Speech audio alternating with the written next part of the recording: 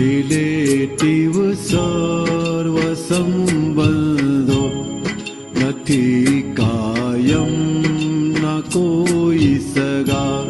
ત્યાં થાવું આપણે એડજસ્ટ, છુપાયા ખુલ્લા વિશ્વ દગા.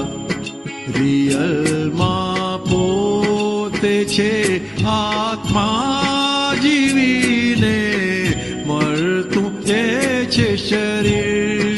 બહીલો બળશે શમશાને, તો મહિલો કોણ હું અશરીર.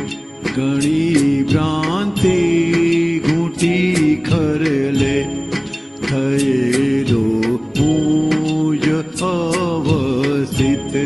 છતત્વે કુદરતી મિશ્રણે, ઘડાવ્યું મારું વ્યવસ્થિત. વ્યવસ્થિત શણગારી બક્ષે તમારા, હોય જે ઇન્ડેન્ટ વિષયના ભાવ ફળમાં શ્રી. ને વેવાય સાડી સમેત, હતો હું એકલો ત્યારે. નહોતી આવી કોઈ વળગણ, હવે સમભાવથી નિકાલ. કરીશ નહીં તો વધે ઘર્ષણ. ગમે છે તમને જે વ્યવહાર પ્રથમ તે આપ સામાને. આ દુનિયા આખી છે પડઘો, પહોંચે સ્પંદ આત્માને. પરસ્પર સુખ દેવાની, જે ઘરમાં યોજના થાશે. બગીચા ખીલશે ઘરમાં, પ્રભુત્વ જ વિકસે પાસે. રિલેટિવ સર્વ સંબંધો નથી કાયમ ના કોઈ સગા.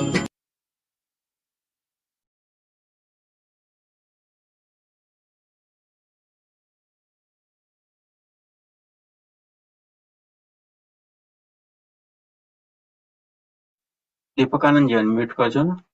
ઓ સોરી.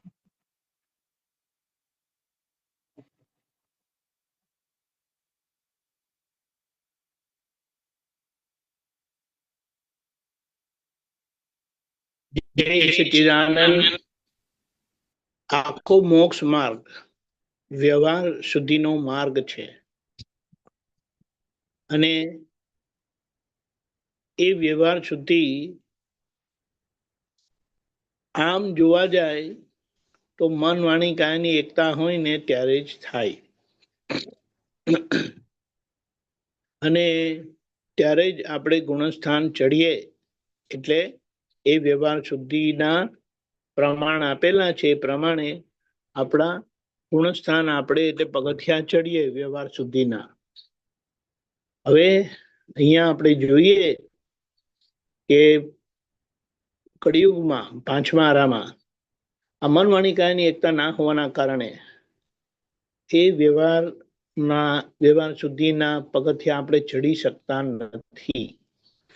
હવે ચડી શકતા નથી તો ત્યાં આ દાદા ભગવાનની અસીમ અસીમ અસીમ અસીમ કૃપા થઈ છે કે મન વાણી કાયાની એકતા ના હોય, અને એમણે અક્રમ વિજ્ઞાન આપીને બધા મહાત્માઓને નિશ્ચયથી 12મા ગુણસ્થાનમાં ચડાવી જ દીધા.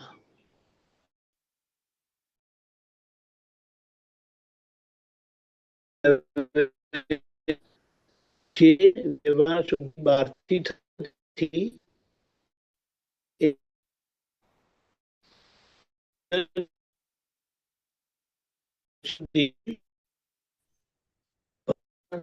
દીપક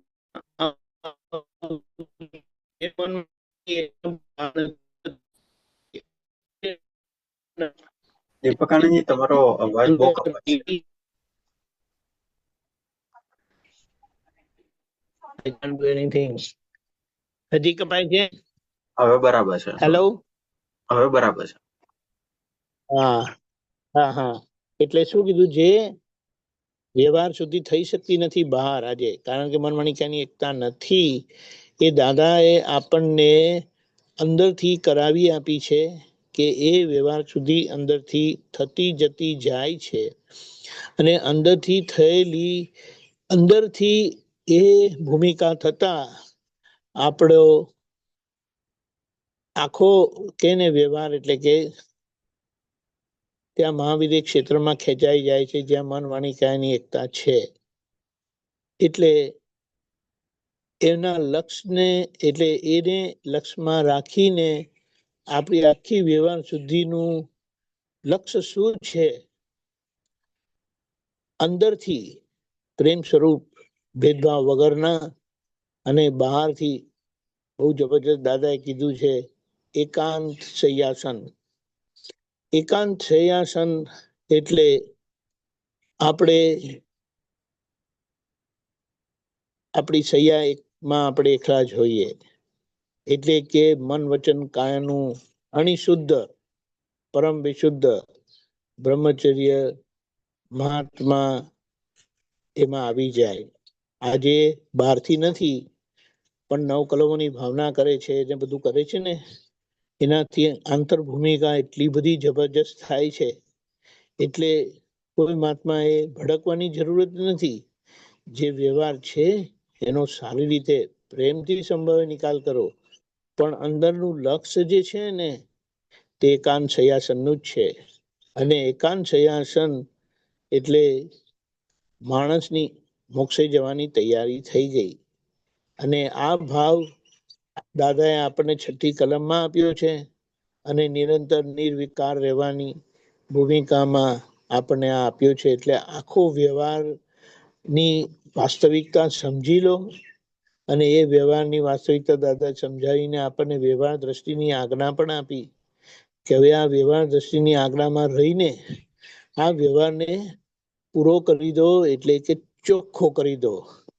પ્રેમ સ્વરૂપ હું બધામાં હું જ છું, પણ એ વાર્તા નહીં કરવાની, જીવી જવાનું છે. અને એકાંત શય્યાસન આમાં બધા જ ફોડ આવી ગયા. અને જે સ્પષ્ટતા આપણે આ લક્ષ્યમાં રાખ્યું ને, તો આની જે સ્પષ્ટતા જોઈએ તે દાદા આપણને અંદર પ્રજ્ઞા શક્તિ દ્વારા કરાવી આપશે. જય સચ્ચિદાનંદ. જય સચ્ચિદાનંદ. આખા દિવસ